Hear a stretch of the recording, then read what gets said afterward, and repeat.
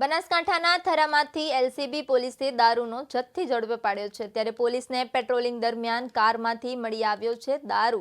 કારમાંથી 980 જેટલી દારૂની બોટલો મળી આવી છે। ત્યારે પોલીસે કાર સહિત 6 લાખથી વધુનો મુદ્દામાલ જપ્ત કર્યો છે। કાર ચાલક કાર મૂકી ફરાર થતા ચાલકની શોધખોળ શરૂ કરવામાં આવી છે। બનાસકાંઠાના થરામાંથી એલસીબી પોલીસે પેટ્રોલિંગ દરમિયાન દારૂનો જથ્થો ઝડપી પાડ્યો હતો। બાતમીના આધારે પોલીસે મુખ્ય નર્મદા કેનાલ ઉપર નાકાબંધી કરી હતી। તે દરમિયાન શંકાસ્પદ કારની તપાસ કરતા કારમાંથી 980 જેટલી દારૂની બોટલો મળી આવી હતી। પોલીસે કાર સહિત 6 લાખથી વધુનો મુદ્દામાલ જપ્ત કર્યો હતો। ત્યારે કાર ચાલક કાર મૂકી ફરાર થઈ ગયો હતો। પોલીસે કાર ચાલક વિરુદ્ધ થરા પોલીસ સ્ટેશન ખાતે ગુનો નોંધીને કાયદેસરની કાર્યવાહી હાથ ધરી હતી।